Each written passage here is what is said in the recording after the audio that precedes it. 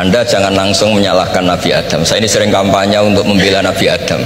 Karena banyak kiai yang cerita Nabi Adam itu salah melulu. Nanti kan kita di surga kan nggak perlu ngajukan kredit, nggak perlu punya istri cantik yang minta ke mall. Karena kelebihannya bidadari itu cantik, tidak minta belanja. Sudah gitu di madu juga gak protes. Tapi kalau di dunia itu sudah minta belanja, di madu protes.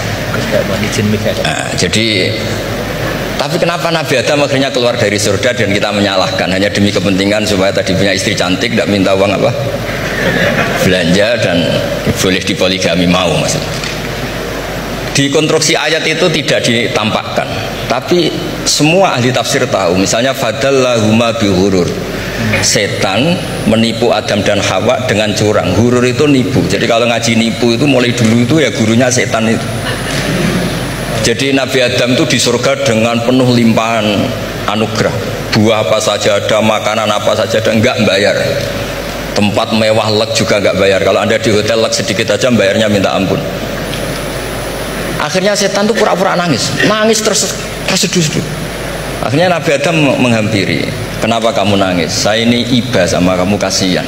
Nikmat yang begini nikmat, pada akhirnya Anda ini mati karena Anda manusia pasti mati. Kasihan sudah senikmat ini kemudian Anda mati. Pura-pura nangis, jadi lama ya nangis, acting itu. Akhirnya Nabi Adam tanya, lalu solusinya gimana? Terus setan tinggal numpangi, hal adulluka ala syajaratil khuldi wa mulkil la yabla. Kamu mau tak kasih vitamin makan pohon khuldi? Nanti kalau kamu makan itu terus abadi. Jadi terus setan, Nabi Adam mulai ragu ya, tapi Allah melarang saya makan pohon khuldi itu, syajaratul khuldi itu. Kamu tidak usah cari tafsirnya, itu anggur, apa ketela, apa duren, itu namanya orang kurang penggawean itu. Itu gak penting. Ketika Allah tidak jelaskan detail itu berarti detailnya itu tidak penting. Kamu sok penting nyari itu apa itu. Allah saja tidak menjelaskan, kok kamu yang manusia mau menjelaskan. Akhirnya Nabi Adam tanya, apa betul Allah itu melarang saya makan itu?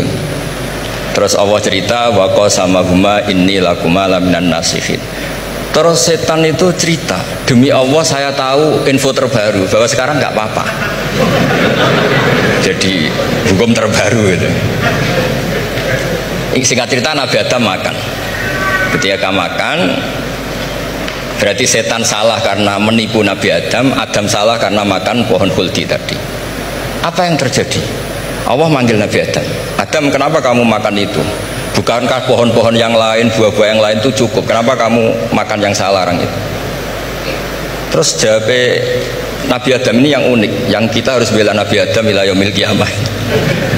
Wa izzatika ya Rabbi ma adzunnu anna ahadan yahlifu bika kadziban. Demi kehormatanmu ya Allah, ketika engkau disebut oleh setan, saya tidak pernah mengira ada orang berani mencatut nama engkau kemudian dia bohong. Ini contohnya Pak Fajar ini, sama temannya yang paling sering bohong itu dia nggak percaya, tapi meskipun sering bohong kalau dipanggil Pak Rektor ngecek ulang apa enggak, kalau kalimatnya dipanggil Pak Rektor pasti nggak ngecek ulang, meskipun teman yang sering bohong pasti langsung nyari Pak Rektor.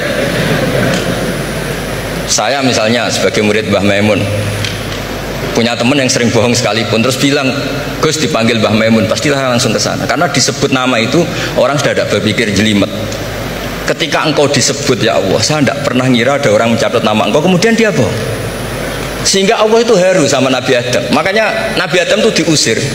Ini meneruskan ayat yang dibaca Mas Masjid tadi. Diusir tapi disangoni. Dalam secara prosedur hukum kamu harus saya usir karena kamu melanggar. Tapi tak sangoni, lucu kan? Tak sangoni. Kamu baca ini ya. jadi unik. Makanya ayatnya fatalaqqa Adamu mir Rabbi. Bukan kreasinya Nabi Adam. Kalimat itu bukan kreasi Nabi Adam, tapi hadiah sama Allah. Ini kamu secara laturan tak usir, tapi tak sangoni, ini dibaca nanti. Tapi Nabi Iblis tidak disangoni. Karena memang dia penipu betul. Udah gitu akting pura-pura nangis, pura-pura ini itu. Jadi bener-bener penipu ulung. Makanya sekarang pun kalau penipu itu memang harus sopan, harus nangis. Itu cara untuk karena sanatnya penipuan memang begitu, sanat awalnya memang begitu. Pura-pura nangis terus pura-pura itu.